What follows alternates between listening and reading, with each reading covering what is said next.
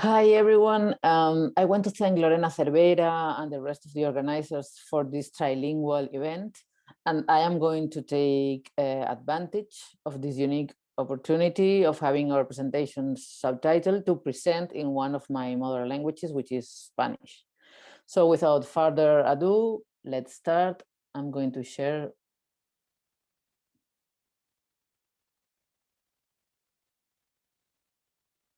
Okay. Durante la mayor parte del siglo pasado, la violencia económica y militar ejercida sistemáticamente contra las comunidades mineras de Bolivia tuvo el efecto paradójico de fomentar el empoderamiento de las mujeres.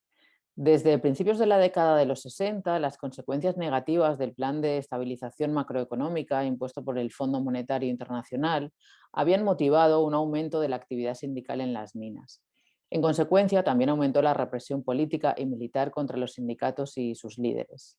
En este contexto surgió el Comité de Amas de Casa de la Mina de Estaño llamada Siglo XX en el departamento de Potosí. Las mujeres de las minas se vieron obligadas a salir de sus hogares para organizarse y resistir en ausencia de sus esposos, padres y hermanos encarcelados o silenciados o incluso asesinados. Actualmente, después de décadas de lucha, las amas de casa mineras, con la icónica Domitila Chungara a la cabeza, forman parte del panteón de libertadores en Bolivia. Su logro más espectacular fue catalizar el fin de la dictadura de Hugo Banzer a través de una huelga de hambre en 1977. En ese momento, después de 16 años de actividad, las mujeres del siglo XX estaban investidas de un poder simbólico capaz de movilizar a todo el país. Los dos modos principales de acción del Comité de Amas de Casa eran, en primer lugar, apoyar reclamos estructurales en beneficio del colectivo minero y tipo pues, la mejora salarial para los trabajadores, mejores servicios médicos, el suministro adecuado de las tiendas de la empresa. Y su segunda línea de trabajo estaba específicamente orientada a los problemas de las mujeres, como la obtención de empleos para mujeres solteras, viudas o abandonadas, y la solidaridad con mujeres de otros sectores, especialmente las campesinas. Aunque la Organización de Amas de Casa nació como un grupo de apoyo y no era una organización feminista, las resistencias que enfrentaron debido a su trabajo político fueron muchas. Sus maridos eran reacios a permitirles desarrollar actividades fuera del hogar y en consecuencia les prohibían participar en reuniones y actos públicos y con demasiada frecuencia les conminaban a no participar de manera violenta. Y el sindicato también era abiertamente misógino, por lo que hacer oír su voz era una lucha constante. A pesar de toda esta oposición, la importancia e influencia de esta organización de mujeres no hizo más que crecer con el tiempo.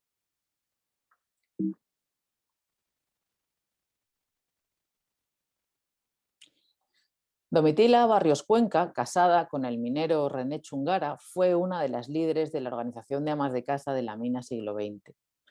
Su historia de vida se usó para dar testimonio de la represión y la resistencia de las comunidades mineras bolivianas en diferentes medios y en alianza estratégica con varios mediadores, durante un periodo de tiempo que abarca varias décadas. Como es habitual en el testimonio latinoamericano, la imagen carismática de Chungara y su papel protagónico se utilizaron para crear una narrativa colectiva no solo de las mujeres, sino de todo el proletariado minero boliviano. El testimonio escrito de Chungara, si me permiten hablar, que tenéis aquí en la imagen, es objeto canónico de estudio para los latinoamericanistas. Sin embargo, se ha prestado muy poca atención a sus otros testimonios en diferentes formatos. Aquí me ocuparé de los fílmicos, pero hay más. Su historia de vida se transformó en obras de teatro, radionovelas, cuadernillos de educación popular con ilustraciones tipo cómic, cassettes para grupos de autoayuda y más. Reconocer la característica transmediática del testimonio amplía la comprensión de la práctica testimonial, situándola no como un objeto cultural para el consumo de la ciudad letrada, sino como un proceso político creador de esferas públicas proletarias. Chungara es un excelente caso para el estudio de la comunicación política por sujetos subalternos. Ella manejó activamente su imagen pública y la del colectivo minero y exploró las formas de combatir la invisibilidad aprovechando cualquier oportunidad para alzar la voz. Sin embargo, para reconocer la agencia de las amas de casa obreras en los procesos cinematográficos abordados en esta ponencia, es necesario ampliar la consideración de lo que es una contribución política, perdón, de lo que es una contribución creativa a una película política. Chungara y sus compañeras eran conscientes de la importancia de la comunicación, pero no poseían los medios de producción ni el capital cultural y tecnológico necesarios para crear dispositivos exportables fuera de las regiones mineras. Por ello, abrazaron varios procesos creativos de colaboración en rentable alianza y simbiosis con cineastas, periodistas, educadores, etcétera, que les permitieron divulgar su agenda al transformar en productos masivamente reproducibles aquellos discursos y performances generados y transmitidos previamente en forma exclusivamente oral. Hubo tres razonamientos clave detrás de la estrategia de comunicación política llevada a cabo por las organizaciones de amas de casa. En primer lugar, tenían la necesidad de mostrar al mundo su mera existencia y de difundir su historia a diferentes audiencias, fuera nacional o internacionalmente, en esferas públicas, proletarias o entre clases medias solidarias. En segundo lugar, querían enseñar a otras mujeres subalternas sus métodos de trabajo y los fundamentos ideológicos detrás de sus exitosas prácticas. Esto era una forma de educación popular. Sus actuaciones cinematográficas incluían testimonios individuales y colectivos y representaciones de sus formas de lucha. Pusieron en escena negociaciones con la patronal, asambleas, manifestaciones y lecciones de desobediencia civil no violenta como huelgas de hambre. En tercer lugar, necesitaban superar la invisibilidad a la que eran condenadas por las estructuras patriarcales, tanto por parte de sus supuestos aliados de clase, como sus esposos o los dirigentes sindicales, como de los enemigos, las compañías mineras, los gobiernos o la Iglesia Católica. Así pues, aunque fueran ninguneadas en las asambleas mixtas, en las que eran una minoría frecuentemente silenciada, con sus participaciones fílmicas mostraban su contribución fundamental a la lucha vanguardista de las comunidades mineras bolivianas. Aquí os he puesto una línea de tiempo que contiene las películas sobre las que yo he trabajado. Cabe destacar que en la primera película que vemos aquí, El coraje del pueblo, se recoge el primer testimonio de Domitila Chungara. Esta película fue estrenada 6 años antes de la publicación del testimonio escrito, si me permiten hablar. O sea, El coraje del pueblo es el primer testimonio de Chungara y es un testimonio fílmico. En cuanto al modo de producción de estos films, es importante tener en cuenta que la autonomía y el alcance de la autorrepresentación de las mujeres de las minas tuvo claros límites porque ellas no participaron en la postproducción. Con el fin de divulgar su agenda, actuaron en alianza con intelectuales orgánicos confiables, usándolos de alguna manera como altavoces para que su mensaje llegara a públicos distantes. Sin embargo, no poseían ni la tecnología ni el conocimiento técnico que les hubiera permitido completar sus propias creaciones culturales. En consecuencia, siempre quedaron a discreción de los editores, en cualquier formato audiovisual o escrito, que eran libres de imponer sus criterios sobre el resultado final. Por ello, las referidas aquí son prácticas de cine colaborativo, pero no exactamente colectivo o comunitario. No sabemos lo que ellas habrían enfatizado si hubieran podido tomar decisiones en la sala de montaje. La falta de participación de los sujetos subalternos en las decisiones de edición ha sido ampliamente discutida en los estudios del testimonio, no tanto en el testimonio fílmico, yo creo. Al abordar varias colaboraciones entre las mujeres de las minas y diferentes intelectuales orgánicos, nos preguntamos si estos ejemplos demuestran la coautoría de los sujetos subalternos en los testimonios fílmicos o si, conocían las amas de casa mineras lo que estaba en juego en la generación de narraciones cinematográficas o si decidieron qué imagen querían proyectar a través de su performance. En resumen, nos preguntamos si fue su decisión de participar en proyectos audiovisuales una decisión deliberada, una estrategia de comunicación política o, por el contrario, una elección pasiva siguiendo la iniciativa de intelectuales orgánicos aliados que les hacían propuestas. Mi hipótesis inicial fue que era una actividad consciente, pero era necesario encontrar evidencia de la autorreflexión detrás de su participación en las películas. En el segundo testimonio escrito de Chungara, aquí también Domitila, compilado por David Acebey y publicado en 1985, se verifica que las miembros del Comité de Amas de Casa eran plenamente conscientes del poder de los medios de comunicación y en particular del cine estadounidense para alienar a la clase trabajadora. Por lo tanto, apoyaron la creación de un cine alternativo al que consumían habitualmente en gran cantidad en el teatro de la empresa minera. Esta reflexión se desarrolla en la sección titulada El joven de la película, que forma parte de un capítulo titulado elocuentemente Introducción a la comunicación y otras lecciones. Aquí Chungara describe una investigación sobre el consumo de medios de comunicación y su influencia en la población de las minas que habían realizado las amas de casa. Chungara comparte las conclusiones de este trabajo de investigación realizado por ellas, proporcionando numerosos ejemplos. Algunos de estos se refieren a la representación, pero también analiza los procesos de recepción de las películas, como las alteraciones psicológicas que éstas producen en el público de las minas.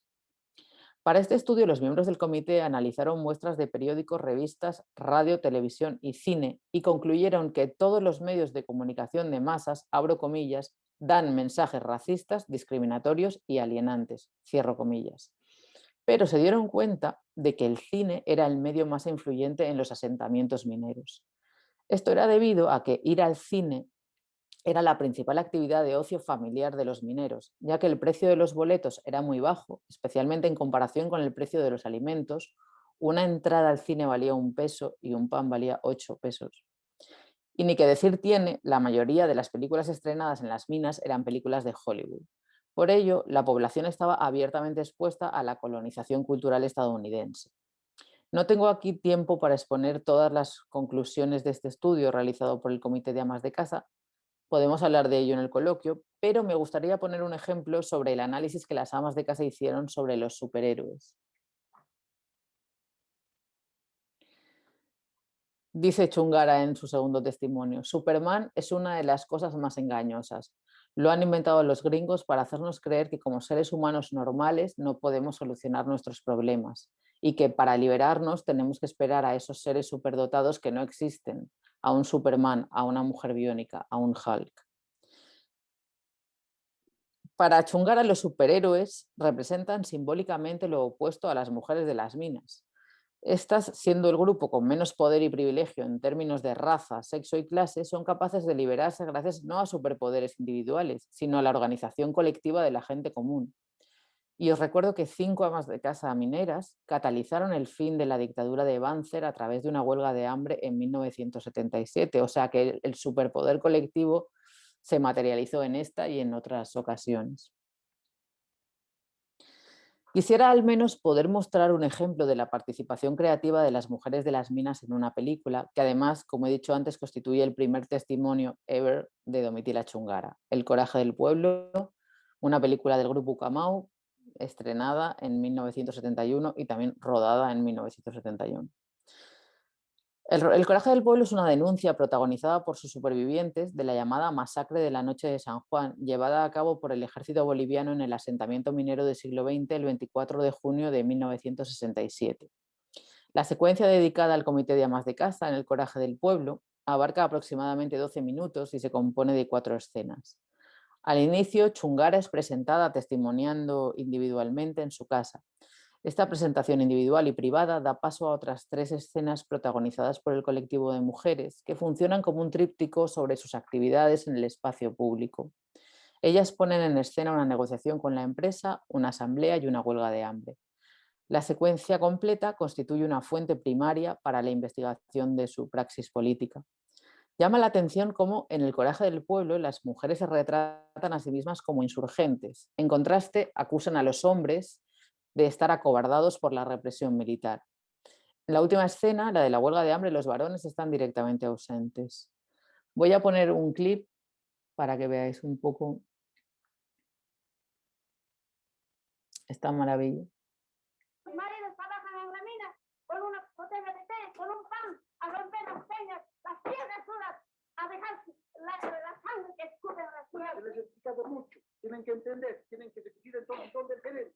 No podemos entender más. Pero vamos y no nos abren las puertas, señor jefe. ¿Qué se nos vamos a hacer? Usted como principal jefe de la pulpería, a la cabeza de usted. Pero nosotros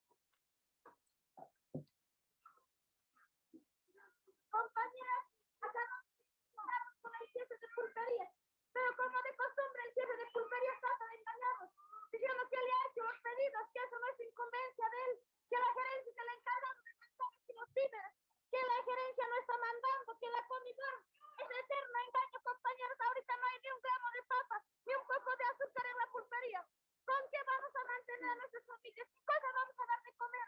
Aquí nos quieren matar de hambre ya también, compañeros. No se han contentado con matar en las calles a mujeres y niños inocentes. Pero esto no vamos a permitir, compañeras. Es hora de que nosotros nos levantemos como una sola mujer. Para eso, pero nosotros necesitamos la cooperación de los varones que están aquí expectándonos como simples momias. Parece que ellos han olvidado su papel de varones. Desde que entra el regimiento aquí, ellos ya no dicen nada. Tienen miedo a los cobardes. Somos cobardes. Es mentira, compañeras, que nosotros somos cobardes. Nosotros no somos cobardes. Lo que pasa es que estamos desarmados. No tenemos, nuestros dirigentes están en las cárceles. Y aquí, entre nosotros mismos, hay espíritus del gobierno que están incrustados en nuestro medio. Tenemos que pensar que no tenemos paro, tenemos que vencer a de las mujeres. ¿Qué dicen, compañeros? ¿Están de acuerdo? ¿Qué dicen, compañeros? Ya voy a los compañeros, mi marido también hace conforme con compañeros, tienen que hablar con hay que decir de acuerdo a huelga de hambre, compañeros. De acuerdo, poco a poco nos mi marido también, compañeros, ha sido masacrado por el gobierno, compañeros. Y tenemos derecho de entrar a huelga de hambre, compañeros. Y esto ya no se puede soportar. Hay que entrar, compañeros. A huelga de hambre hay que entrar. Los dirigentes están apresados. El sindicato está descabezado. Ahora nos toca a las mujeres ponernos al frente de todo.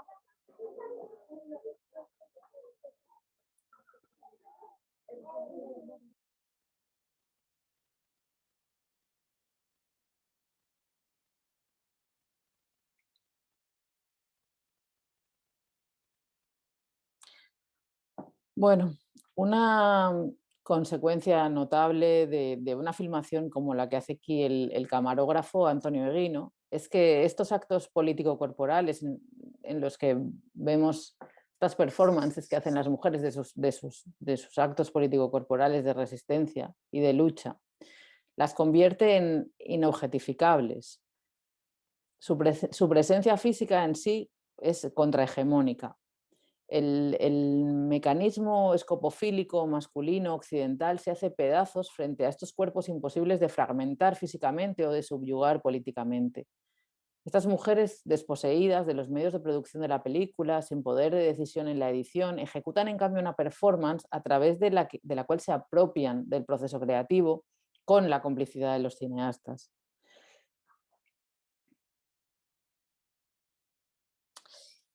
Aunque no sabemos cómo se habrían representado a sí mismas en el caso de haber accedido al capital cultural y tecnológico que les hubiera permitido contar sus propias historias cinematográficas cámara en mano y en la sala de edición, sí sabemos que la mediación admirada llevada a cabo por los cineastas, tanto de Ucamau como de otros grupos, respecto a su autoría. Bueno, y ya para concluir diré que Domitila Chungara tiene un gran protagonismo en esta película y en la mayoría de las demás, como, bueno, aquí ya os he puesto unos cuantos ejemplos de otras películas. Sin embargo, estas obras muestran a todo un movimiento de mujeres y nos permiten escuchar las múltiples voces de otras líderes y miembros de base de las organizaciones de amas de casa mineras durante más de 20 años. Las amas de casa organizadas son coautoras de las películas mediante la ejecución de performances de creación colectiva que fueron depuradas tras muchos años de practicar la toma del espacio público y de este modo lograron ejercer control sobre las formas en las que eran representadas. Estos proyectos cinematográficos muestran cómo se puede escribir una historia del cine descolonizada si hacemos el esfuerzo de buscar nuevas fuentes o de interpretar las fuentes canónicas con enfoques renovados. Por ejemplo, al centrar la narrativa en los grupos subalternos participantes, dar valor a sus aportes ideológicos y reconocer la creatividad distribuida en los procesos cinematográficos. Muchas gracias.